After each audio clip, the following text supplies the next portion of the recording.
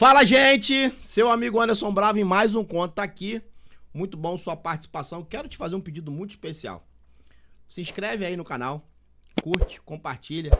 Eu tava observando lá no YouTube Studio. A gente já teve mês de ter mais de 21 mil visualizações em um único podcast. E a gente não atingiu nem 3 mil inscritos ainda. Então, vê, assiste e se inscreve. Dá essa moralzinha aí. E você também que quer acreditar nesse projeto. A gente está começando e precisa muito da sua colaboração. Aproveita que a gente está começando, que depois a gente ficar famoso, irmão, vai ser difícil de achar a gente, hein? Vai ser difícil. Quero aqui, ó, mais uma vez agradecer. Eu tenho que fazer assim, ó, aos meus amigos da Didático Tech Studio, né? Que tem me apoiado aqui. E hoje, tô recebendo com muito carinho aqui, meu amigo. Já tem uns 5 anos que a gente se conhece? Não, 2 anos. 2 anos? 2 anos. Douglas Félix. Seja muito bem-vindo, Fé. Obrigado honra aí pela sua generosidade. Eu conheci o Douglas dentro da casa dele, né? Já conhecemos cheio de intimidade, né, irmão? Pois é. Já foi logo nas intimidades, já fui brotar na tua casa. Como é que está, irmão? Tudo bem? Tô bem, graças a Deus. Quem apresentou a gente foi a Cris, né? É. Cris Mel. Ela, isso. Um beijo pra Cris, grande irmã, né? Uma pessoa que... Mãe de jogador de futebol, né, irmão? É. Ser mãe de jogador de futebol é um negócio que dá futuro. Mas foi isso mesmo. Na verdade, a história é interessante pelo fato de... a Cris, na verdade, ela pede a um amigo em comum, que é o Rafael, e eu estava com ele naquele momento. Ele falou assim, pô, vamos dar um pulo na casa de um amigo aí pra te bater um papo. Aí eu falei, pô, demorou. Pra mim não tem tempo ruim, irmão. Se você me chama, eu vou. E aí, quando foi ver, batemos um papo maneiro, criamos esse vínculo, a gente já se trocou várias ideias. Mas, ô Douglas, eu te trouxe aqui, primeiro que eu acho maneiro pra caramba o trabalho que você faz, tu é ator, Isso. mas na área mais da comédia. Tu se considera um comediante? Na verdade, assim, eu sou ator de diversos gêneros, mas o que me consagrou, de certa forma, foi a comédia. Aí... foi o que eu fiquei 5 anos fazendo, né? Por conta do canal Parafernália. E comediante, acho que eu me considero sim, até porque eu crio comédia, não simplesmente eu atuo, entendeu? Como é que começou essa sua história nesse universo artístico aí? Então, vamos lá. Eu sempre gostei de criança, cinema, essas coisas, tinha esse sonho, mas pelo fato de morar numa família que tinha zero alcance nesse sentido, né, na parte artística, nem nada, e até por eu ser muito tímido... Tu é tímido? Eu sou. Eu nunca enxerguei essa possibilidade de ser ator, aquele sonho platônico, sabe? Mas eu também tinha uma referência, assim, quando era criança, que tu ficava assistindo, assim... Não, eu assistia, quando eu era criança, eu assistia só filme de ação, era Rambo, aquelas coisas assim, tá? O Schwarzenegger... Que não tem nada a ver com comédia. E aí, aquela coisa de sessão da tarde e tal, Indiana Jones, essas coisas, eu assistia bastante. Mas eu desenhava. E era uma coisa que eu desenhava na escola, desenhava em todo canto e tal... Aí eu lembro que minha mãe, eu perdi, era uma carta que eu achei que ela recebeu quando era criança, onde dizia, olha, esse garoto pode ser artista, não sei o quê, ele desenha também, fica de olho. Que da tua escola? A professora escreveu pra minha mãe. E aí eu tinha esse sonho, mas deixei. Aí quando eu tava no final do ensino médio, que eu meio que ainda não tinha me encontrado o que eu queria fazer na vida, que na época eu queria jogar bola, era ruim pra caramba, mas queria ser jogador de futebol, aquelas coisas assim. Tu nem foi o dono da bola? Não, nem era o dono, pior ainda, eu ficava de fora. Porque dono da bola é maneiro, né, irmão? Dono da bola chega com a bola assim e tal, aí coloca aí, ninguém escolhe ele, então não vai ter jogo não, irmão. Não, e se eu fosse dono da bola e tirasse a bola, eu apanhava da galera. Então eu não tinha opção. Era ficar na reserva, lá de fora, e entrar na... Aí tu queria ser jogador de futebol. Aquela coisa de adolescente, e tinha esse desejo. Só que aí minha mãe começou a perturbar aquela coisa de profissionalizante. Eu até fiz algumas coisas também de curso técnico e tal, e aí nisso ela viu um anúncio de ilustração, de curso de desenho. Ela falou, você pode fazer esse curso porque é profissionalizante, você pode trabalhar um dia com isso e tal. Eu não conhecia que tinha esse mercado. E eu sempre fui muito nerd, eu sempre fui colecionador de revista em quadrinho, etc, desde criança. Peraí, colecionador de revista quadrinho é nerd? É, Pô, irmão, na época era. Eu fui colecionador de revista quadrinho, não era nerd não, irmão. Pô, aí já discordo de tu. Mas na minha época era considerado, assim. Eu tinha uma pilha de Turma da Mônica, Cascão, Cebolinha, Chico Bento, aí os Marvels, Thundercat, e não era nerd não, irmão. Mas na época, pelo menos da minha bolha, era considerado. É assim, mesmo? que era o nerd e tal, que o pessoal que tava lendo, era mais, a galera mais de brincadeira de rua, eu consegui equilibrar os dois. E aí eu lia muito, né? Muito quadrinho, e aí eu comecei a fazer curso disso. E aí eu meio que me encontrei um pouco ali. Aprendi a desenhar e comecei a trabalhar profissionalmente com desenho. Mas aquela paixão por cinema, etc., você ficava lá guardadinha. Até que um dia, eu trabalhando já um bom tempo como ilustrador, desenhando para livro, sei lá, porque me encomendassem, eu já estava cansado de fazer desenho para os outros. As pessoas me pagavam para fazer o desenho, então o desenho que eu fazia não era da minha autoria. E foi mais ou menos o período em que esses filmes da Marvel, esses filmes assim, começaram a pipocar e estava tendo um flerte nos Estados Unidos da indústria do cinema que estava procurando nos quadrinhos fonte de inspiração para filme. Porque, sei lá, tava uma crise criativa, alguma coisa assim. Vamos pegar aqui nos quadrinhos algumas histórias e vamos transformar em filme que vai ser sucesso. E aí nisso eu vi a visão assim, pô, talvez seja esse um caminho talvez pro cinema. Eu posso criar alguma coisa de quadrinho, quem sabe isso aí no futuro vira um filme, vira alguma coisa, sabe? Eu tinha esse sonho de moleque, assim, eu falei, bom, então tô, de certa forma, num caminho, assim, tá ao horizonte. É possível agora pular de um pro outro. Mas não me enxergava na frente da câmera pela timidez, aquela coisa de insegurança e tal. Aí eu cansei de fazer desenho para os outros e eu comecei a estudar de produzir material próprio. E aí foi quando eu tive um contato maior com o humor. Porque eu pensei, a minha estratégia era o seguinte, eu vou começar a fazer umas tirinhas de humor. E junto com essas tirinhas de humor, no site lá, no blog na época, eu vou começar a publicar também umas histórias mais sérias. Como se fosse um filme. Uns quadrinhos e tal. E aí eu vou ganhando uma visibilidade e ao mesmo tempo o pessoal vê, olha, ele sabe fazer uma piada, ele também sabe escrever uma história, sei lá, policial. Beleza. Aí eu comecei a estudar mais humor, assim, porque eu sempre fui brincalhão, piadista, apesar de tímido, eu sempre fui aquela pessoa que fazia piada pro outro contar, tal, eu sempre fui desse tipo.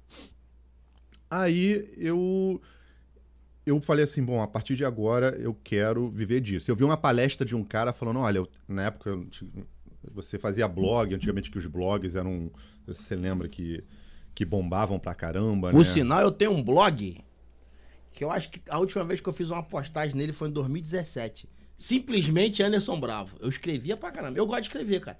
Você sabia que eu tenho um gibi, né? Você mostrou. Eu acho que eu vou te contratar, cara, porque eu não tenho mais ninguém pra desenhar. Você tá falando aí? Aqui, ó, Bravinho. Eu lembro, você mostrou. Se eu te passar isso aqui, você consegue reproduzir isso aqui? A gente pode começar a criar umas histórias juntas, hein? Aí, conta aqui. Você que não sabe, ó. Isso aqui é o Bravinho. Foca aí. Foca em mim aqui. Aí, Bravinho. As Aventuras de Bravinho. Só fiz uma edição, mas eu tenho um monte de história guardada lá, engraçada e tal. Mas conta aí. Aí você entrou no humor nesse caminho. Fazendo esse tirinha de humor e tal. E escrevendo essas histórias sérias. E aí eu tava trabalhando também, já com ilustração, eu pensei, eu preciso investir. Eu também trabalhei em agência de publicidade, que eu tinha me formado em publicidade. Larguei tudo pela parte da arte. E me planejei que eu vi assim, quando você faz um blog, na época, eles diziam que o que diferenciava você do sucesso ou não era um período de 6 meses. 6 meses a um ano. Eu li um estudo que dizia que Se você fosse persistente nesse período, você começava a formar um público e aí você conseguiria viver disso. Porque geralmente as pessoas faziam material, aí 1 mês, 2 meses não tem o retorno que ela queria, ela começa já a rarear as postagens. E aí, daqui a pouco, não tá tendo retorno, ela chuta o balde e abandona o projeto. E aí eu vi, não, vou ter que ser persistente. Por quê? Porque a pessoa às vezes entra e vai ver um material assim, pô, bacana isso aqui, bacana esse material. Mas esquece, vai pro dia a dia. Normal. Aí 3 meses depois, ela lembra, vê de novo ao acaso, esse cara é muito bom, tinha visto já a coisa dele, legal. Aí ela pode ficar Você acha que direto. você é melhor escrevendo ou atuando, falando vídeo? Se você fizesse uma análise sua. Eu sou muito crítico comigo, sabe? Eu acho que seria melhor, pelo fato de eu gostar mais de atuar, acho que seria melhor escrevendo. Aí se eu fosse levar em consideração, se fosse o contrário, eu diria que eu sou melhor atuando do que escrevendo. É porque eu percebo assim, não sei se você concorda, esse universo da internet, quando surge o blog, de alguma forma, cabeças pensantes cresceram, né? Esse universo hoje do vídeo, que a pessoa faz uma dancinha, se você parar pra analisar uma música, todo mundo dança a mesma música, faz a mesma coreografia, cada um no seu perfil e cada um consegue o seu engajamento a partir daquela música. Então, com todo respeito a quem faz isso, o esforço mental é quase zero. Sim ou não? Hoje tá muito, na minha opinião, acho que tá muito atípico esse tipo de posicionamento, de forma de você crescer, né? Nessa época, realmente, você fazia um blog, você tinha que ganhar na escrita, mesmo que você escrevesse mal, mas igual você tivesse uma identidade, né? Quando surge o Twitter, né? 143 caracteres. Pô, eu achava aquilo top, a capacidade de criar uma ideia, um raciocínio só com aquela quantidade de palavras. Ali eu me identificava. E aí, esses desafios, né, Só que hoje está com o algoritmo, essa inteligência artificial, de certa forma, que está muito instável. Então, são vários fatores que te influenciam a te levar para o sucesso ou não. Tu já usou muita hashtag para tentar? Não, porque eu sou preguiçoso, eu não tenho paciência. Eu também não! Eu só usei umas 2, 3 vezes na vida, mas... Não, como é que é? Tem um site de hashtag, né? Qual é o hashtag do momento? Véi, tu falou tudo aí, eu tenho maior preguiça de ficar procurando negócio de hashtag, mano. Eu boto só a minha mesmo, hashtag Anderson Bravo, hashtag Deus você pode. Não consigo, tem paciência. Assim, eu só peguei o básico. O básico, por exemplo, sei lá, eu uso mais hashtag hoje se eu for fazer se eu postar no Instagram uma foto, um vídeo, alguma coisa, uma brincadeira, aí eu boto ali assim... sei lá, postei a foto na praia. Hashtag, bom, o que vai ver praia? Praia, hashtag Rio de Janeiro, alguma coisa assim. Só pra localizar e cair pra alguém, mas eu sempre duvido, assim, que vai que cair. Tem a ver, eu também não acho que alguém vai chegar assim, pronto, caraca, agora quem é esse cara aqui? Vou ver quem é ele. Eu também sou assim. Como é que surge o parafernália na sua vida? Então, continuando a história, eu vou chegar lá. Eu tava nesse investimento de 6 meses a 1 ano e tal. Aí eu juntei minhas economias da época e comecei só a ficar ali desenhando pro meu site, pro meu blog. Fui para um evento. Tô nesse evento... comecei um monte de evento para poder aprender palestras de tecnologia, de tudo, de criadores, de gente que tava na mesma luta que eu para aprender. E aí teve uma palestra lá que era com diversos criadores, e eu fui numa... o meu foco era de um cara que era de tecnologia, que ele sabia tudo sobre futuro de blog, de site, como fazer para render e tal, eu fiquei assistindo ali. Mas tinham vários criadores, e um deles já era o Felipe Neto, que estava começando, tinha recém-explodido, sei lá, tinha 1 ano de explosão na época do nome dele.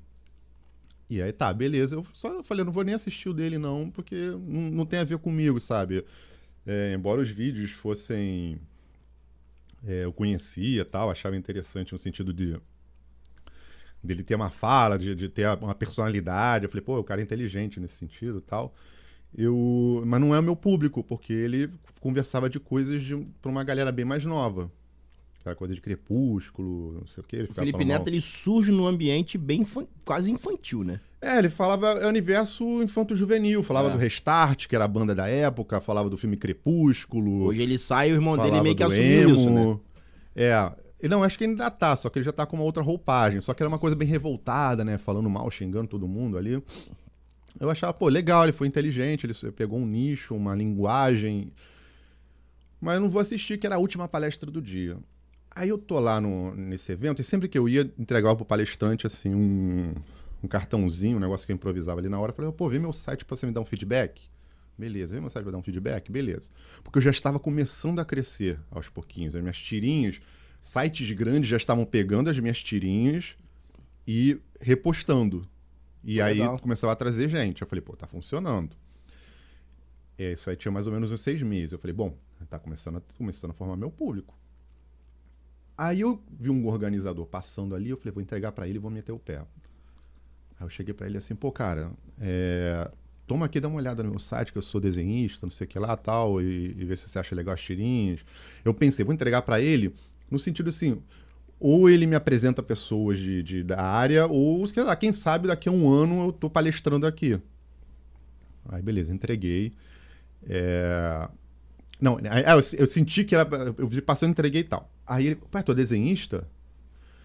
Espera até o final da palestra do Felipe. Beleza. Aí eu fiquei assistindo a palestra do Felipe. Esse cara é o Léo Luz, um amigo meu, que hoje é um grande amigo meu. E ele me apresentou o Felipe. Aí ele falou, olha, Felipe, ele é desenhista. Aí o Felipe, tu é desenhista?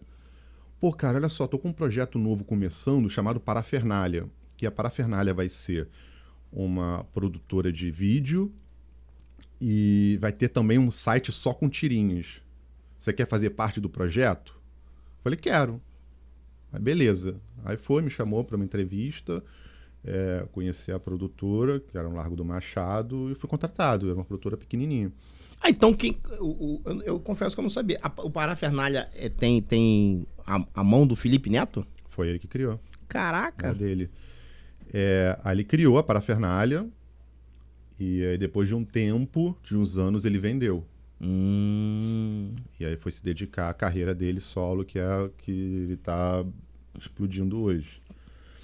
Aí ele criou, era uma produtora muito pequena, era assim, uma produtora do tamanho aqui disso aqui, comportava 5 pessoas, todo mundo espremido no início.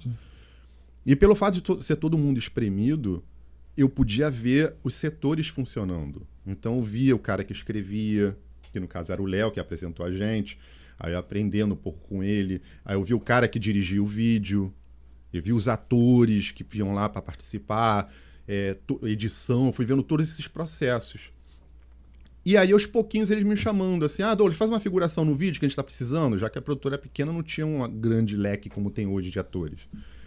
Aí eu ia lá, pô, beleza, vou lá no set, vou ver a câmera de longe, já tô chegando perto das coisas. E aí foi fazer figuração. Aí eu lembro que uma vez, ele falou, você pode dar só uma fala? Que a gente precisa de alguém só chegar e dar uma fala. Eu, beleza, tô com uma fala aqui. E aí na época eu via muito absorvendo, eu via como os atores faziam para entregar na hora a cena, e eu tentava meio que empiricamente fazer aquilo. Até que um dia ia ter um vídeo que a gente tava muito falando do Tropa de Elite e tal, que o 2 tinha saído há alguns anos, pouquinho tempo antes e tal, ainda era muito popular na época, né? E aí eu cheguei, e a gente contava muita piada no escritório, né, pra poder criar, né? O processo de criação era todo mundo falando besteira e de repente, opa, isso aqui vai um vídeo. E aí eu falei, pô, vai ter o do Tropa de Elite, deixa eu participar também. Que eu pensei, deixa eu participar de figuração lá, de bop e tal, tirar onda, tirar foto, não sei o que e tal. Beleza. Aí quando chega no dia da filmagem, ele me entrega o roteiro, tá aqui. Aí eu tô cheio de fala. Aí eu falei, caraca, cheio de fala, mas não penso, pra mim é só aparecer no fundo e tal. Beleza. Fiz. O vídeo explodiu. Pô, legal. E aí o vídeo explodiu, viralizou na época E aí, assim, eu comecei a pegar mais papéis. Parafernália é primeiro que Porta dos Fundos? Porta surgiu, acho que um ano depois da Parafernália. E aí explodiu o vídeo do Tropa de Elite, que a gente fez, que virou uma série de vários vídeos. E aí, com isso, eu comecei a fazer mais vídeos. E aí, dentro do canal crescendo, eu comecei a apresentar coisas. E aí, o Felipe acabou com a parte de ilustração e me moveu diretamente para vídeo. E aí, eu comecei a trabalhar e ali eu tinha que fazer de tudo. Aí, foi a minha faculdade, porque eu comecei a aprender a escrever, a dirigir, a atuar, a editar. Eu fiz tudo, aprendi tudo com minha faculdade de cinema. Aí, foi ali, na prática. Pô, legal. Isso durou quanto tempo? Eu fiquei na Parafernália há 5 anos. Por que tu sai? A empresa foi vendida, o Felipe vendeu para uma multinacional francesa, que está com eles até hoje. E na época, eu que entrei ali como ilustrador, eu já era o diretor de conteúdo, eu era o cargo mais alto da Parafernália. E também um dos mais bem pagos na época. E entrou uma direção nova como um clube. Mudou o técnico, muda a comissão toda. E aí eles começaram a fazer a limpa e colocar as pessoas que eles consideravam mais de confiança dentro dessa nova gestão. Uhum. E como era uma multinacional francesa, ligada, sei lá, muita coisa de criação publicitária, etc., eles resolveram colocar uma gestão mais nesse sentido. Esses executivos nessa linha, e aí nesse corte de gastos eu acabei saindo, por ser na época, um dos mais altos. Mas deixa eu voltar aqui. Quer dizer, voltar aqui não. Eu quero dar continuidade nesse negócio aqui, mas é nesse momento que tu faz aquele PM crente lá, não? Não, isso aí foi bem depois, foi em 2018 no filme Intervenção. Eu vi essa cena, conta pra gente essa história aí como é que isso aconteceu e por que você foi escolhido pra ser o crente? Porque tu é crente? Não, então, foi... voltando um pouco, foi... É engraçado, algumas coisas são interligadas. Eu fiz a Parafernália, esse vídeo do BOPE, e aí um dia eu fui dar uma palestra, pouco antes de sair da Parafernália, numa faculdade, uma coisa, eu não lembro. E quem estava palestrando era um dos criadores do filme do BOPE, que foi parte do BOPE, o Rodrigo Pimentel, que é um grande amigo. E aí, eu conheci ele lá, e quando ele viu que eu era o cara, né, do vídeo, né, aí ele meio que zoou, que negócio é esse, não sei o que lá, tal, do BOPE, não sei o que lá, tal, foi brincando, tal, eu conheci, e a gente criou uma amizade na época instantânea, assim, de contato. Pô, maneiro, ele gostou dos vídeos, pô, me divirto muito, a galera do BOPE curte muito, não sei o que lá, já mostrei pra um monte de gente, e a gente criou esse vínculo. E aí, uns anos depois, assim, a gente sempre esbarrando algumas vezes pontualmente, trocando ideia, ele tava com esse filme que saiu na Netflix, Intervenção, e ele falou, vou te encaixar no filme. O Rodrigo? O Rodrigo. E aí me indicou, fiz os processos lá do filme e tal, entrei. E aí, essa cena, o personagem em nenhum momento ele tinha qualquer religião. Na verdade, era um PM que estaria fazendo parte ali. O diretor, na época, e o Pimentel lá no set, que a primeira cena que a gente filmou foi aquela cena do caveirão, que ele é baleado e que o meu personagem está lendo a Bíblia e tal. E aí eles vendo assim, como é que a gente pode adornar mais essa cena? Porque a cena que estava no roteiro era a personagem fazendo um vídeo, uma live, conversando, e aí ela chegaria assim pro meu personagem, e aí, Ferreira, beleza? Ou beleza, pessoal, vamos lá. Seria só isso. Só que aí, na hora, o Pimentel chegou e falou assim, pô, tá faltando, acho que um personagem religioso aqui, porque todo batalhão tem um cara que é crente. Aí ele foi, arrumou uma Bíblia, e aí falou com o diretor, pô, diretor, o que você acha? Pô, acho maneiro de botar tal, pra ter esse contraste. Aí falou, Douglas, chega aqui, você vai ser esse cara. E foi muito a casa, assim, pô, pega aí e tal. Aí um dos caras que tava fazendo a cena era do BOPE mesmo, que misturava policiais com atores. E aí ele falou, olha só, uma passagem que é muito lida, né, pela galera da polícia e tal, é essa aqui. Vai lá no Salmo, esqueci qual era o Salmo, e lê, porque a gente geralmente sempre tem alguém que faz a leitura do Salmo antes de uma operação. E aí pegou, me passou, e eu fiz a cena, mas aquilo ali foi muito improviso, muito acaso. Foi o aleatório que deu certo, né? Me tira uma daqui. E aí depois, desculpa, muitos policiais evangélicos e tal procuraram o Rodrigo e comentaram, cara, é assim mesmo, identifiquei, eu me identifico com esse policial, tal, foi bem legal. O Rodrigo, ele hoje ele atua nessa questão de cinema e de... O Rodrigo hoje, ele faz muita palestras, né? Sobre... Isso eu já sabia, agora essa parte de filme que eu não conhecia. Ele foi roteirista, co-roteirista, né? E criador do Tropa de Elite, né? Dos dois. E também foi roteirista do Intervenção.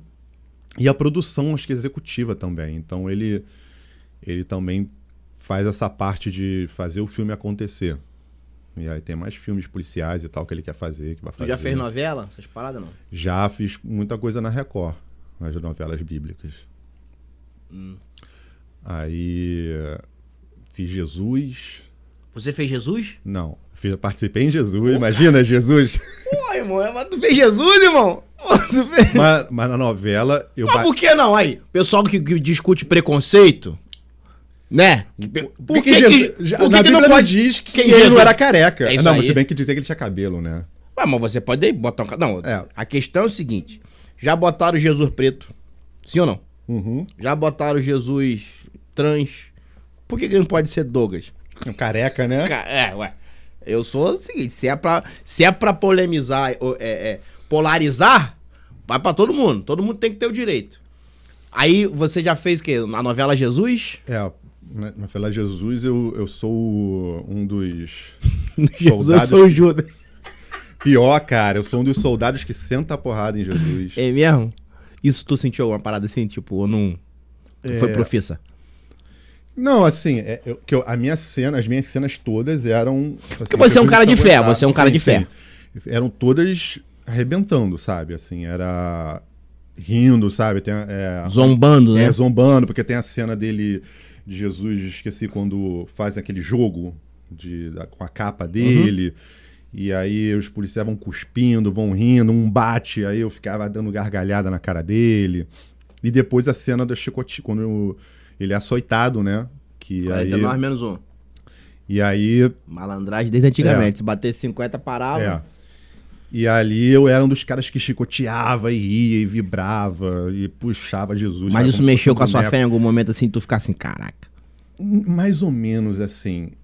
Na verdade, na hora eu senti, foi tipo como se fosse um reforço, de certa forma, porque eu pensava assim, caramba, o sacrifício de Jesus, olha que ele teve que passar. Entendeu? Tu meio que compreendeu melhor isso? Assim, porque, caraca, assim, e era muito realista a forma que a Record, na época, mostrou. Aí, tá falando de Jesus, entrou até uma luz aqui agora. Aí, o negócio ficou profundo, hein? Aí, deu emoção, hein? Está aqui falando de Jesus, ó. Pô, entrou uma luz. Pensando o quê? Na época, a Record fez a parada assim. Eles criaram quase tipo, não sei como é que eles fizeram, como se fossem umas costas artificiais assim no ator. Então, quando você batia e às vezes aquele gancho prendia na pele, puxava, saía sangue cenográfico, espirrava. Era um negócio bem... realista. Bem realista, bem pesado. Eu ficava o chão todo ensanguentado, sabe? O negócio explodia nas costas dele, assim. E às vezes a gente vê, por mais que eu tenha visto milhares de filmes, você atuar, você vê, caraca, sabe? Tu já leu sobre o ator que interpretou Jesus no filme do Mel Gibson?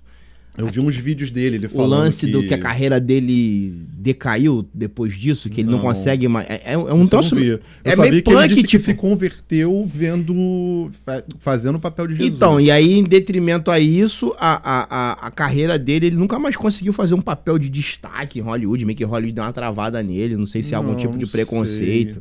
Eu já vi alguns filmes dele, mas não foram nenhum filme relevante com ele. Qual foi a outra novela que tu fez, além de Jesus? Eu fiz, participação em Apocalipse, fiz Gênesis também. Acho que foram essas três. Jesus, Apocalipse, Gênesis. Eu trouxe o Rabelo aqui, o Rabelo também fez Gênesis. Tava fazendo os testes agora pra Reis, mas não passei. De quê? Reis. Mas eu não... Como é que é esses testes? Não, geralmente... Quando você fala assim, não passei o quê? Não foi do agrado do diretor? Isso. Ele recebe um monte de gente e aí ele... isso aqui eu acho que encaixa pro papel. E escala. Aí varia, por exemplo, teve um que eu fiz um teste que era para ser um gigante. Você? Que Golias teria tipo uma família e Sim. tal. E aí chamaram. Mas eu falei, acho que eu não vou passar mesmo não, porque assim, o requisito do teste era pra ser muito grande, muito forte e muito feio. E eu já fiquei mal porque eu fui escolhido pro teste. Vamos lá. Aí eu cheguei na Record. Vamos lá. Muito grande, muito forte e muito feio. muito feio. Nenhum dos três se encaixou? Não, Só no quando feio. eu cheguei lá na Record que eu fui ver os caras, eu era magrelo perto dos caras. E Sabe? aqueles bonitão. Tu era o galã. Eu me senti bonito. Aí eu fiquei mal e triste ao mesmo tempo. Assim, mal e feliz ao mesmo tempo. Mal porque era um contrato bacana, ia ganhar um dinheirinho. Aham. E feliz que eu falei, bom, eu não sou tão feio assim pra passar pra esse Se papel. fosse da época de Orkut, você ia botar assim, né? Eu não sou tão feio assim. Aí tu não foi aprovado. Esse foi... Mas aí o teste você se vestia, até botava uma peruca, cabelo grandão e tal. Mas aí eu perto dos caras eu era magrelinho. Entendi. Sabe? E os caras eram feios, aquela cara de brutamonte, sabe? Estranho, aquele que você vê na rua, atravessa, sabe? O braço do cara era do tamanho do meu tronco. Aí eu não era assim.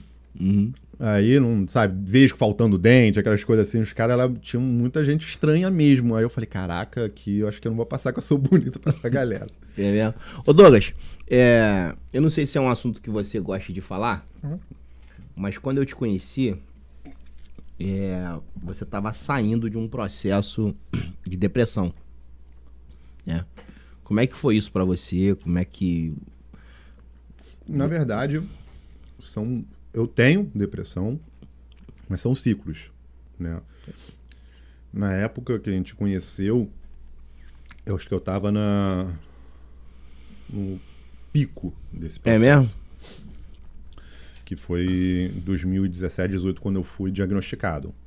E como era tudo muito novo, eu não sabia, né? Você só Mas sentia. existe uma história que te levou a ou... Tem. Hoje eu já percebo qual é a história. Aí somou com todas as coisas da vida, né? Eu tava no fundo do poço em todos os sentidos. E a depressão ela não te ajuda a enxergar um amanhã, né? E aí eu procurei ajuda de toda forma, né? De médica, psicológica, espiritual, tudo, né? Que para te ajudar a enxergar, né? A ver essa luz e agir. Assim, aí os remédios agiram, tudo começou a agir, mas a depressão, no caso, ela saiu, assim, ela saiu do meu sistema, mas ela volta em pequenas crises. Porque na época que eu fui diagnosticado, era profundo, assim, eu acordava dizendo assim, pô, por que eu acordei? Sabe, o que eu tô fazendo? Eu não sentia nada. Você consegue era lembrar vazio. e pode falar de um início? Tipo assim, aonde começa o Douglas a perceber que ele não tá bem ao ponto de ser diagnosticado depressão? Eu tô falando isso porque eu tive depressão, eu tenho depressão, eu compreendo que depressão é um estado patológico, que você falou exatamente como eu me defino, esses ciclos, né? Que tem época que vem muito forte e tem época que você, tipo, parece que você tá bem, tanto é que quando eu descubro que eu tava com depressão, que o médico fala pra mim, né? Você está com depressão. Eu dei uma gargalhada na frente dele assim, sem desrespeitá-lo. Eu falei, pô, eu sou um cara de boaça. Aí falei pra ele o que eu fazia, ele virou pra mim e falou, cara, você finge muito bem. Ele falou essa frase pra mim, você finge muito bem. Ele falou, seu quadro de depressão é esse, e ou você admite e tenta vencer dessas formas, ou então mas no meu caso, eu me lembro que foram algumas coisas no meu corpo, no meu metabolismo que foram mudando, insônia, incontinência urinária, comigo. E aí eu fui fazer aquele check-up bobo. Pô, por que eu fico acordando muito de madrugada? Por que eu tô urinando muito? Aí eu chego na frente de um médico, começo a falar, aí ele para e fala assim, vem cá, você também tá com isso aqui? Aí eu, tô. Também tá com isso aqui? Eu tô. Tá com isso aqui também? Aí eu até brinquei, isso é profeta? Aí ele, você tem depressão, cara. Eu achando que era um problema de ordem físico, biológico, na verdade era a depressão. Você consegue, assim, lembrar? Tudo começou quando? Eu lembro, assim, o meu eu acho que foi muito gradativo. E eu não lembro o ponto exato, mas eu lembro, acho que o ponto de gatilho. Que na verdade foi a soma, a vida pesou. A vida pesou. É como se, tipo, tudo que eu passasse, que eu passei na minha vida, tivesse acumulando numa mochila nas minhas costas. Eu não percebia. E aí, quando chegou nesse momento, nesse gatilho, aquilo pesou mais de eu cair. Então, assim, foi a soma desde, sei lá, problemas da infância, de família, a falecimento, que eu perdi quase toda a parte da minha família, né, com o tempo, as inseguranças da vida, problemas de qualquer ordem, assim, mesmo que fossem os mais banais, eles iam acumulando e eu não sabia como processar. E aí, o que acelerou o processo foi quando eu saí da parafernália, com as inseguranças. Eu estava num relacionamento que não somou muito para mim, e aí ele foi uma âncora nesse sentido que me desencadeou esse processo. Então, eu não sei distinguir por quê, porque eu não fui só diagnosticado com depressão, eu fui diagnosticado com depressão e ansiedade generalizada. Caramba! Então, eu lembro que eu tinha eu sempre fui uma criança muito ansiosa, aquela ansiosa fobária, aquela criança que quando vê o presente fica querendo elétrica, assim. Mas era saudável, né? Domingo a gente vai à praia. Tu já fica... No sábado eu já tava assim... é amanhã. É amanhã. Era até aí. Só que aquilo foi se revertendo numa coisa negativa, foi mais velho, mas eu nunca percebia com ansiedade, assim, até mesmo situações muito pesadas na minha vida, eu já conseguia enxergar, eu enxergava sempre o lado bom, até eu ter esse ponto de virada da depressão. Então eu vi um problema, você não tá com medo disso não, Douglas? Tô não. Então não sei o que lá? Não, tô de boa. Então, na própria parafernália, tem um período que entrou uma gestão anterior e começou a demitir todo mundo. É um cara que demitia assim, olhou torto pra ele e demitia. E você tá com medo de ser demitido? Não, Douglas, tá geral com medo? Eu falei, não, tô não. Tô de boa. E não fui nem nada, vivia de boa, não vivia com medo, não vivia nem nada. Só que depois dessa demissão e esse relacionamento que influenciou, eu digo assim, que ele influenciou negativamente porque não foi uma pessoa que era alinhada com esses pensamentos que eu tinha. Então, de certa forma, sei lá, eu sempre achava um ponto positivo em alguma coisa. Se eu dar para Fernanda, legal, bom que eu expando os horizontes. Uhum. Só que aí as pessoas, não, você não vai expandir, agora você vai afundar, sabe? Era uma pessoa que sempre via só o negativo das coisas. E pelo fato de ser alguém de muita intimidade comigo, aquilo foi virando uma âncora. Eu sempre digo foi me drenando. Eu sempre falo que uma pessoa errada na tua vida, ela é pior que um bandido. Porque o bandido, você pelo menos, ele sabe o objetivo dele. Né? A pessoa errada você não sabe. Você só vai descobrir depois que, se bobear, tu já foi pro fundo do poço. Não é isso? E aí, assim, essa pessoa ela não contribuiu. E aí eu comecei a me influenciar. Porque é mais fácil, acho que uma pessoa doente, contaminar um cara saudável do que um saudável, sabe? Falou tudo, cara. Então, pô, tu falou tudo agora. Entendeu? O cara com Covid, eu vou saudável, eu vou passar meu saudável pra ele. Não, ele verdade, cara. Pô, tu falou uma grande verdade agora. E aí foi isso. Aí eu comecei a ter crise de ansiedade, porque eu comecei, e agora? Será que tá certo? Será que era não sei o quê? Será que eu não vou conseguir? Será que eu não vou aquilo? E aí aquilo ali começou a afetar tudo no meu processo de trabalho, que eu começava a entrar derrotado nas coisas. E aí era um período que eu ainda estava em alta, tinha muito teste, muita coisa, muita gente indicando para um monte de coisa, só que eu começava a ter crise. Uau. Chegou a fechar portas? Não, total. É mesmo? E aí já tinha crise, assim, não vou conseguir. Tu já ia para aquele trabalho... E aí, por conta disso, eram crises muito fortes. Muito, muito fortes. E era quase como uma droga, assim, no sentido, só que negativo. Era muito forte, aí vinha um alívio, aí vinha muito forte alívio. E aí acho que aquilo foi bagunçando o meu organismo. E foi bagunçando, até que uma hora, acho que o meu corpo, como defesa, ele simplesmente bloqueou todo tipo de sentimento. E eu já não percebia mais. A única coisa que eu sentia era só angústia. Angústia que eu não sabia explicar. Você me contava uma piada, eu ia rir e daqui a pouco eu ficava assim. As pessoas falavam que eu era um zumbi. Era um zumbi. Eu ficava olhando pro nada, assim e tal. Todos os lugares. Aquela vontade de dormir, né? Assim, eu ainda não tinha esse sintoma clássico de querer ficar no quarto sem fazer nada. Mas eu era um robô. Eu não tinha... Eu não sabia o que estava acontecendo. Aí eu ia trabalhar, eu ia fazer um vídeo. Aí pronto, aí comecei a afundar de vez porque eu ia atuar num vídeo. O cara falou, o que está acontecendo, Douglas? Eu, como assim? Você não consegue nem dar uma fala, você não consegue expressar nada. Parece que você é um boneco de massa aqui. Eu, como assim? Mas eu estou fazendo o meu melhor aqui. E aí... Ele, não, tem alguma coisa errada com você. E eu ficava, como? Eu estou fazendo o meu melhor, o que não está vindo? É porque eu não tinha sentimento, eu não tinha mais nada de conseguir expressar, como se estivesse desconectado. E aí eu ficava, o que está acontecendo? E aí pronto, eu via mais angústia, mais ansiedade. Aí eu lembrava das coisas, você não vai conseguir, você acabou, não sei o que lá, você está no fundo do poço, coisas que eu ouvia e eu absorvia. Aí só que até o ponto que aquilo se tornou negativo em relação a questionar a minha vida. Do tipo, será que tá valendo a pena estar vivo? Não sei o que lá, essas coisas mais pesadas. E aí eu busquei ajuda médica. Aí nisso que eu busquei ajuda médica. Bom, né? Aí foi feito o diagnóstico, fiz exames pra ver se não era hormonal, alguma coisa assim, né? Que podia ser. Não, ele falou, você tá com depressão profunda e transtorno de ansiedade generalizada. Aí ele começou a passar os remédios bem pesados. E aí, depois de 6 meses, que eu comecei a sentir alguma coisa. Algum efeito positivo da medicação? Era muito doido, assim. Primeiro, 2 meses de inferno para o remédio se adaptar no organismo, horroroso.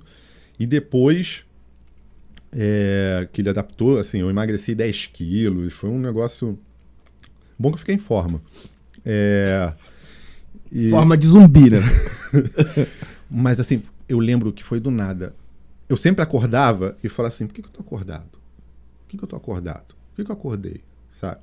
Às vezes eu lembro que eu ia dormir, eu falei, Deus, me leva dormindo, deixa eu deitar aqui, acordar assim. Eu falei, opa, onde é que eu tô? Eu não tô mais em casa, sabe? Eu sempre tinha essa vibe assim. Aí num dia, eu acordei sorridente. O que tá acontecendo? Pô, cara, isso é horrível, mano. Sei que é isso, cara. Ai, eu sei que é isso, velho. Sorridente hoje?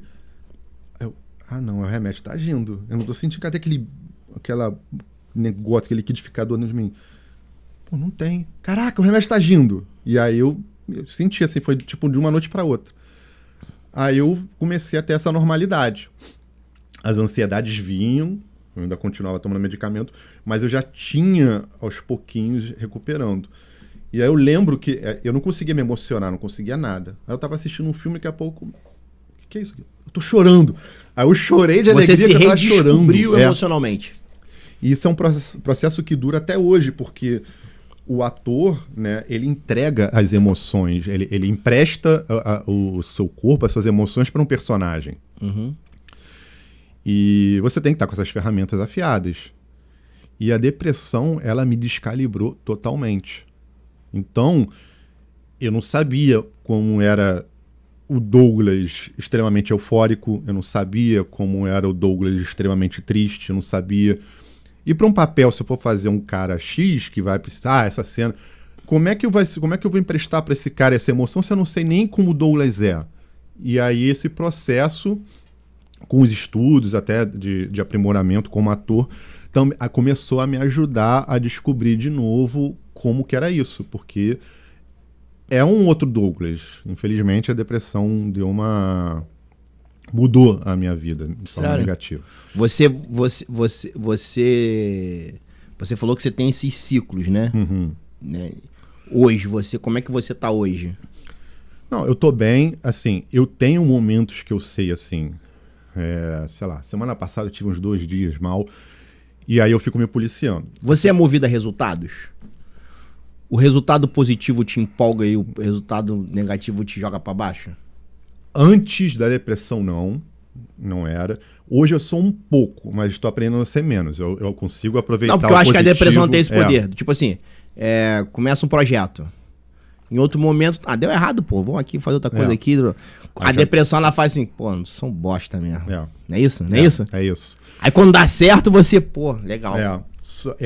Hoje eu aprendi a lidar melhor com isso. Não deu certo? Talvez, sei lá, o que eu errei, o que eu posso melhorar. Eu tô recuperando. Eu sempre fui isso, assim. Eu sempre, não deu certo. Mas é porque talvez se mudar uma coisinha melhora, ou talvez porque não foi na hora certa, porque não tem um timing e tal. Eu sempre achava essa saída. Só que com a depressão, não. Com a depressão vinha aquela onda negativa, aquela tristeza, negócio, aí sempre ficava aquela coisa martelando. Porque não é bom, porque é você, que se fosse o Anderson fazendo no seu lugar, você já estaria... Pô, é isso mesmo, cara. É isso mesmo. Aí hoje eu já sei combater.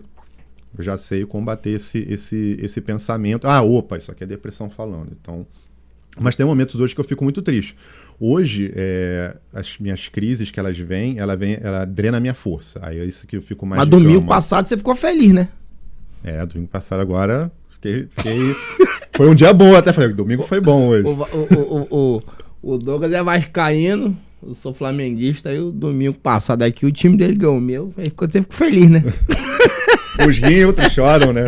Você consegue identificar pessoas do seu convívio que estão com depressão e elas não percebem que estão? Não. Ainda não? Ainda não sei. Pô, eu consigo, velho. E dá mó nervoso, porque nem todo mundo que tem quadro depressivo...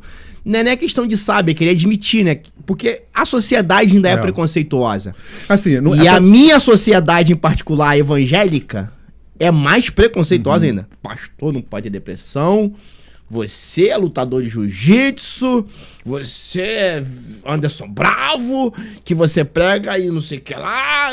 E você pode mostrar na Bíblia, irmão, que o Elias teve depressão, que o fulano, que Jesus, dentro de um quadro de uma análise psicológica, quando ele fica angustiado ao ponto do seu suor se transformar em gota de sangue, é um quadro de depressão, não é isso? As pessoas mesmo lendo... Elas não conseguem admitir, não, isso aí é frescura, isso aí é demônio, não sei o que. Aí você acaba se isolando, vivendo a sua dor sozinho, não compartilha com ninguém. E quando eu falo ninguém, é ninguém mesmo. Porque as pessoas não conseguem entender essas variações de humor. Esse dia que você não tá legal, esse dia que você tá bem. E eu sempre falo o seguinte, o dia que a sociedade entender que depressão é uma patologia, assim como a diabetes, não é isso? Que o cara tem, pô. Ele vai viver com aquilo ali, vai ter época que vai estar mais... Igual o cara tem diabetes, né? Tem época que tá alta, não é assim? O cara tem ácido úrico, tem época que tá alto, tá baixo. O cara tem hemorroida, ele vive... ele é mais respeitado do que quem tem depressão. O cara que tem hemorroida é mais respeitado que o cara que tem depressão. Pô, esse é o corte, irmão. Pô, entendeu? O cara que tem hemorroida é mais respeitado... E sabe-se lá a causa dessa hemorroida? De repente foi um descuido. E a depressão não. A depressão nos atinge. Aí a gente vai ter que montar um grupo, irmão. Não, eu já consigo identificar, cara. Eu, na minha convivência com uns caras assim, até no ambiente de luta, de treino, assim, eu vejo que existem quadros, mas eu tenho dificuldade de falar. No meio artístico todo mundo tem. Acho que sério? Assim, pelo menos as pessoas... Eu acho que os grandes astros... Tem. É porque a gente tá... o ator, ele é movido a... Você tá botando emoção pra jogo a todo momento. Teu emocional, você tá se expondo a uma crítica. Não. Você faz um papel que alguém pode falar assim, Douglas, foi muito bom. Como eu falo assim, Douglas, que muito ruim que você é. E essa coisa de que hoje você é vilão, amanhã tu é mocinho, daqui a pouco tu é... Não sei se tu já fez... Mas, até zoei um amigo meu, que eu falei assim, irmão, ele tá começando com figuração, né? Joab, isso é pra você, vou trazer você aqui. Eu falei pra ele, Joab, seguinte, tu tá na figuração. Aí o Manuel Carlos te chama, falei pra ele o seguinte, já até desenha a novela. Carl Raymond, papel principal. Carl Raymond é um playboy que anda de lancha, carrão, mas ninguém sabe a origem. Carl Raymond só posta no último capítulo da novela. Eu falei pro Joab, no último capítulo da novela, tá o Carl Raymond na lancha, né? Uma cabeça branca, vou grilar, teu cabelo tá grisalho. E aí a musiquinha do fundo lá, o dono da lancha é o cabelo. E aí aparece você e você dá uma bitoquinha que ia no Cauã Raymond. Aí ele, que isso? Eu falo, ué, tu não tá entrando nesse mundo aí? Isso pode acontecer, não pode acontecer? Então como é que é pra vocês? Tipo, hoje o cara é muita mudança de personalidade, de persona, não sei como é que é. É e não é assim. Eu acho que o que bagunça mais é a intensidade, talvez, das emoções. De resto, eu acho muito divertido, exatamente assim. O que você hoje? Hoje você é bandido. Ah, hoje você não sei o quê. Hoje você... Isso eu acho legal, é uma das coisas que me atrai. Mas assim... De PM crente a soldado romano. Assim, outra aqui eu tô lendo um salmo e na outra eu tô batendo em Jesus, arrastando ele. Olha aí, cara, que forte isso, hein? Só que algumas coisas que você empresta no sentido assim, se você pega personagem, sabe? Num personagem ele é muito dramático, sei lá, de emoção, de jogar lá pra baixo, sei lá, ser um maluco, alguma coisa assim. E aí, no outro você tá outro estado eufórico, talvez isso possa desregular, mas isso não acontece muito, assim, até porque não é toda a cena que você precisa ter aquela carga. A depressão na sua vida, ela tá relacionado à sua vida, ou tá relacionado às questões profissionais que não deram muito certo? Eu acho que é um pouco dos dois.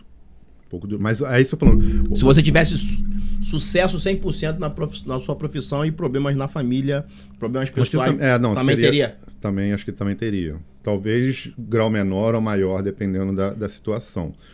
Mas assim, o artista, ele não tem muito por conta dos papéis. Ele tem por conta da expectativa.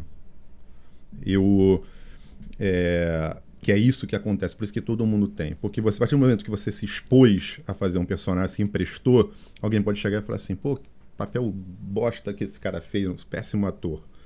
Alguém pode falar na maldade, alguém que não entende nada. Só que aquele ator pode ser o Tony Ramos, o Douglas ou o Joab. Vai ficar mal.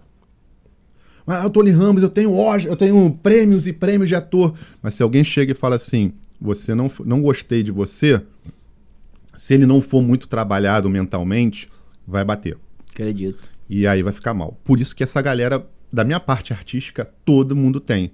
Porque tudo é sensível demais. No set também, se for um diretor babaca e trata mal o ator que tá vulnerável naquele momento, ele sendo o cargo, também bate. Tu já teve esse diretor babaca na tua vida?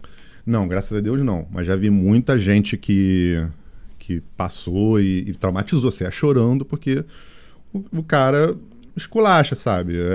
E assédio? Já sofreu? Cara, assédio não. Até porque a parafernália, assim, o que me traz muita gente, a maioria era molecada. Então, era mais aquela coisa... Mas e o assédio no set? Não, graças a Deus não. Se tu fizer sentar num sofá ali, tu... Não, porque o meu perfil... Gigante. Não é um perfil que o cara que vai fazer um dia... Tu é o gigante! Hoje em dia diminuiu muito os processos de aprovação para um ator por conta de... Até os anos 2000 e pouquinho, ainda era muito comum essa coisa do teste do sofá. Hoje já melhorou bastante. Isso existiu mesmo, cara? Existiu. O teste do sofá existiu? Eu sempre achei que isso era uma zoeira. Não necessariamente o sofá, mas era o termo. Sim, não, entendi.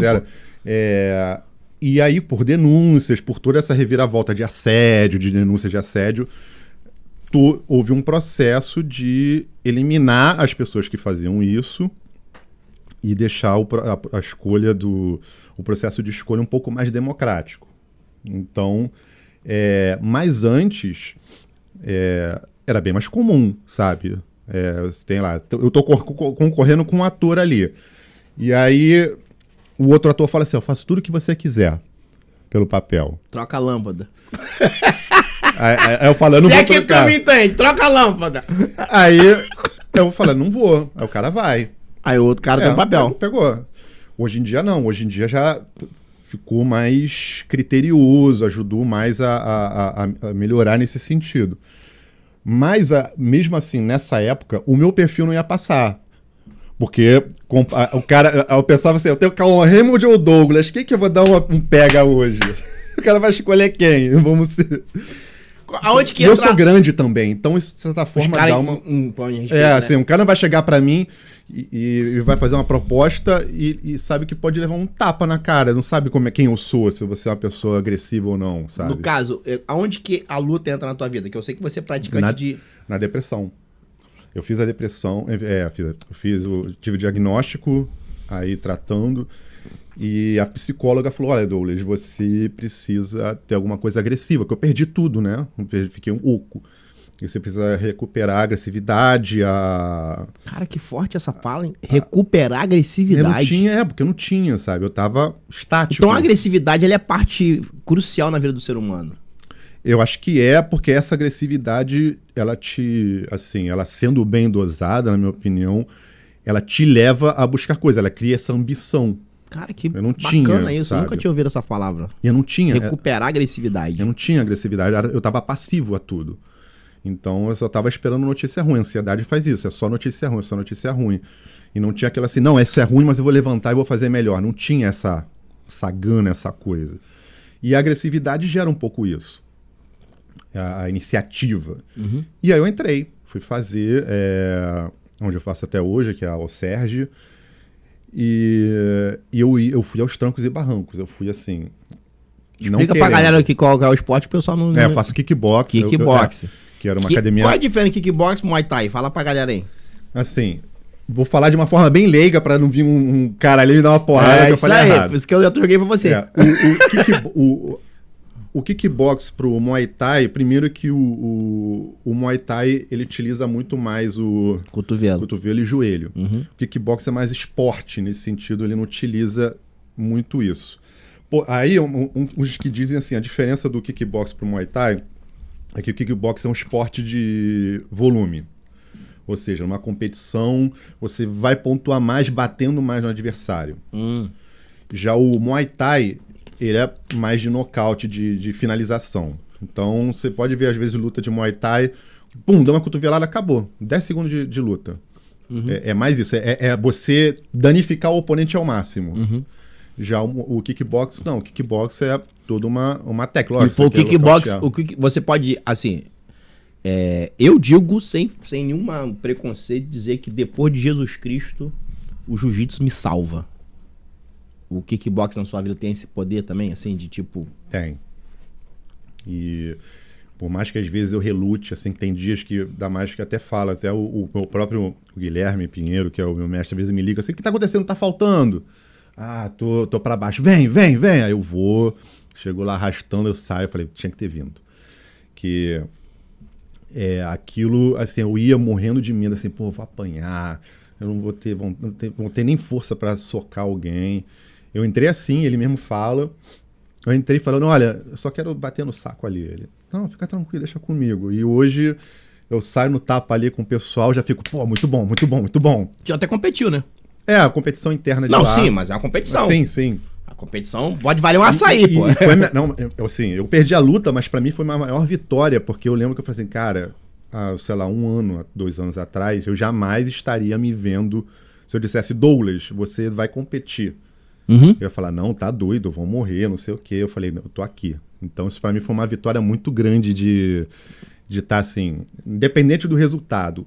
Eu venci o Douglas que dizia que não ia dar. A arte marcial tem esse poder, né, cara? De dar uma autoestima e poucas pessoas entendem que não é ganhar uma medalha, vencer um campeonato. É você se inscrever, é você falar, vou.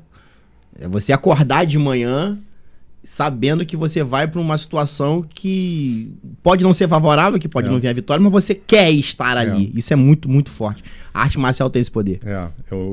Isso aí foi para mim, foi fundamental, assim, até mesmo para competir, que dá um frio na barriga. Quando esse meu treinador, ele tem alunos que competem, alguns no UFC e tal, e ele diz que no UFC, antes da luta, a maioria dos lutadores vomitam antes. Sim, pô. E eu falo assim, por que será? Nunca entre num banheiro de ginásio de competição de jiu-jitsu. Você vai se escandalizar. É diarreia braba que a galera tem, vômito. Adrenalina, né, irmão? Quando eu fui, aí eu percebi. Agora eu entendi que aquele frio, aquela expectativa que tu não sabe, e tu entra, a perna tá meio bamba, mas você fala... Tanto é que você vê grandes alunos que no treino o cara detona, quando ele vai para a competição ele trava. Ele cola a placa, porque, tipo, é a mistura, né? Da adrenalina com tudo que tá acontecendo. Por isso que tem muito a questão do antes da luta, né? Aquele aquecimento que parece que o cara, pô, o cara já tá brigando ali, como é que ele vai conseguir entrar e lutar? Ele precisa dar aquela extravasada. Eu gosto muito desse conceito da arte marcial, pelo menos na minha vida, foi um transformador de vida. Douglas, hoje você tá fazendo o quê? Você tem uma rede social que eu acho maneiro pra caraca, tu faz uns vídeos lá que você posta. Teve um que eu ri pra caraca, maluco. Que foi um que tu fez com a menina. O pessoal me conhece, sabe que eu não sou religioso, então eu vou falar aqui. Que a cena é você e a menina assim na cama e tal, né? Ah, isso ajuda. E aí, foi bom pra você? Aí foi bom, porque você é carinhoso, você não é igual fulano. Fulano acaba comendo. Esse vídeo fez sucesso. Cara, aquilo é muito bom, Eu mandei com cara de bunda. Eu mandei com um monte de amigo meu. Eu mando, irmão. Não quero nem saber, esses caras vão me julgar. E a minha, pô, você é diferente. Aí o cara já começa a ficar todo bobo, né? Pô, você é pequenininho. O do fulano acabava comigo. Porque é identificação, né? Por mais que, independente do meio, tem isso. É mais comum do que você possa imaginar, irmão. E como é que você tá hoje? Você tá produzindo coisa sua? Como é que tá a tua carreira? Como é que tá teus projetos? Fala um pouquinho pra gente aí. Eu tô... Então, pós depressão, eu entrei nesse processo de reconstrução. Aí quando tava começando a ver uma luz no fim do túnel, veio a pandemia. Mas tudo muito recente, né? Veio a pandemia. Aí agora tá nesse processo de novo de pós-pandemia, de reconstrução mesmo, de abrir, o mercado tá voltando, né? As coisas estão voltando, porque até ano passado ainda tinha um protocolo muito grande, muito caro para você fazer uma filmagem por conta do Covid, de fazer testes, isso era muito caro. Uhum. Então hoje já tá começando a deslanchar no meio e surgirem mais trabalhos como ator. Uhum. Fora isso, assim, o Instagram, a rede social, eu faço ali para movimentar, para me divertir, assim, é mais... Tem canal de YouTube? Tem, mas não... Tem preguiça? É assim, o canal hoje, o YouTube tá tão chato com essa coisa de algoritmo, de não sei o quê, e meu canal tá tão penalizado, assim, eu tenho 70 mil inscritos quase. No teu canal de YouTube? Só que assim... Pô, não quer me ofertar, não? Só que eu tenho, a minha entrega é mínima, 1%. Você tem um... Por exemplo, eu tô vendo um negócio aqui, tipo, o Conta Aqui tem alguns meses de existência, né?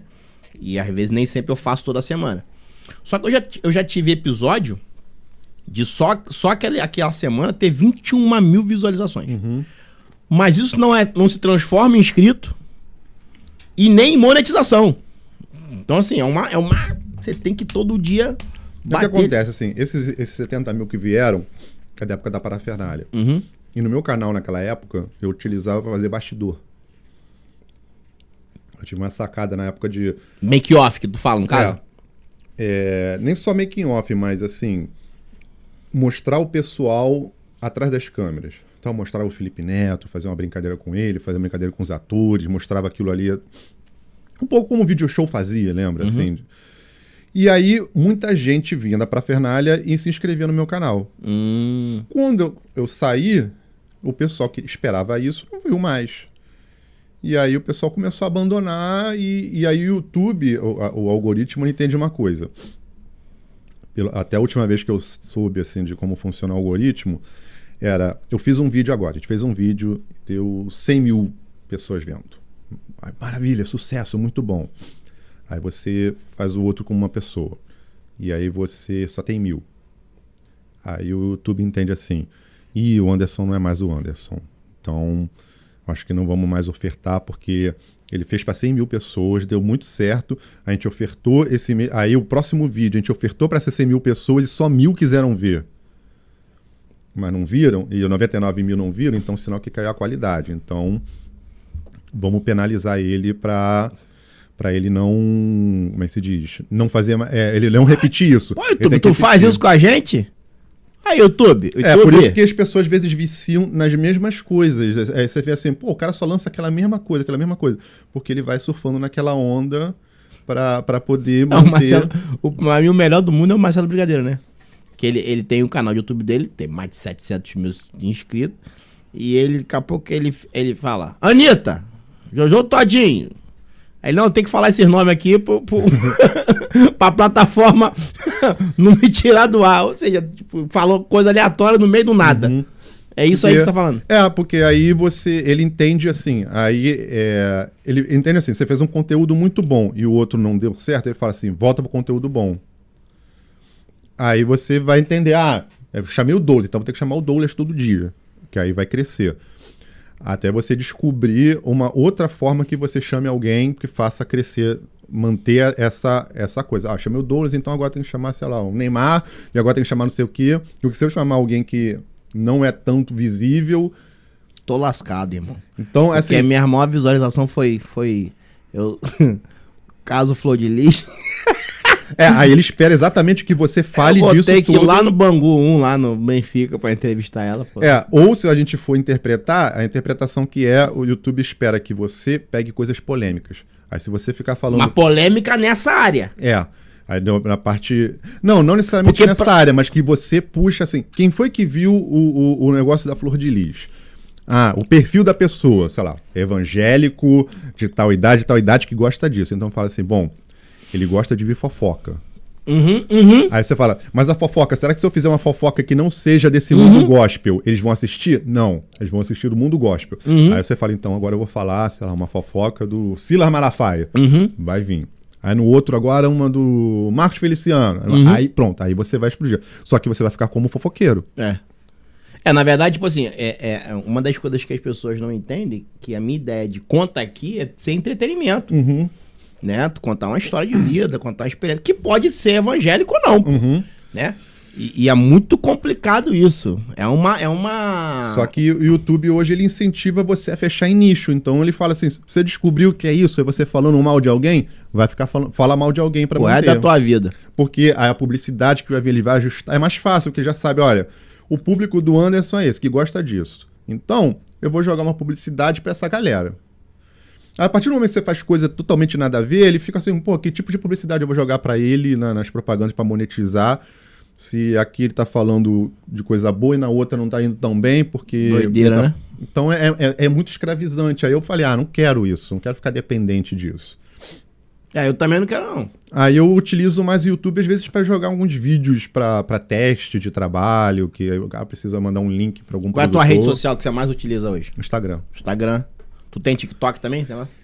Tenho, mas nem uso. Eu até tava anotando esses dias, assim, pra botar na minha cabeça que eu preciso mexer mais no TikTok pra ver, sei lá, porque tem muita gente fazendo coisa, vivendo daquilo e... Eu confesso que eu não sei usar.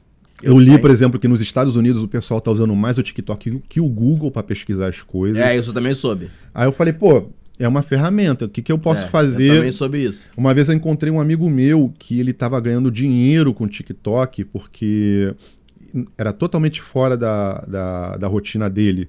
Mas ele, durante a pandemia, ele começou a fazer TikTok para mostrar receita de comida. E ele explodiu. Ele é repórter de cinema, falando de filme.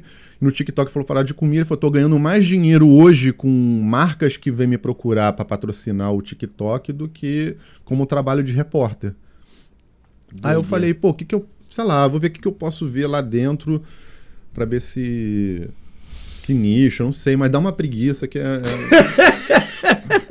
Ô Douglas, deixa aí pra gente aí teu Instagram aí, que já que é o que você mais usa.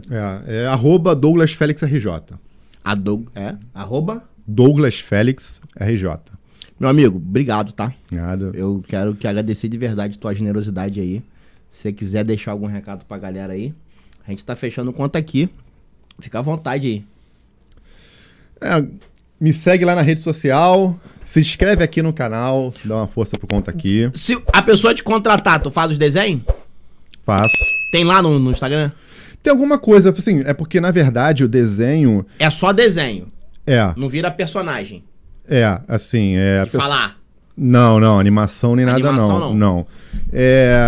O desenho hoje em dia é mais pra complementar alguma renda, porque particularmente, assim, depois que eu peguei essa parte mais audiovisual, eu passei a desenhar menos depois da depressão.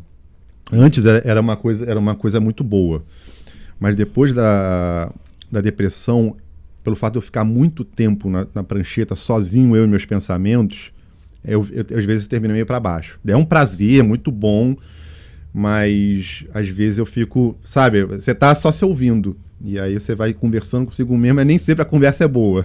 Eu sei que é isso, irmão. Aí eu evito. Eu sei o que é isso. Aí eu já tô um tempo assim, pô, tem que voltar a desenhar pra praticar, pra desenferrujar. Eu demorei pra entender porque o Cazuza dizia segredos de liquidificador. Hoje eu entendo o que significa esse segredo de liquidificador, que a cabeça da gente bate uns negócios que tipo... E que ali só tá eu, a prancheta, já no desenhando no automático ali... E aí você vai conversando, ei, Douglas, não sei o quê, pô, isso aqui não tá legal não. E aí pronto, daqui a pouco, não gostei desse papo não. Pois é. Gente, estamos chegando ao final de mais um Conta Aqui. Quero agradecer mais uma vez aqui a galera da Didático Tech, né?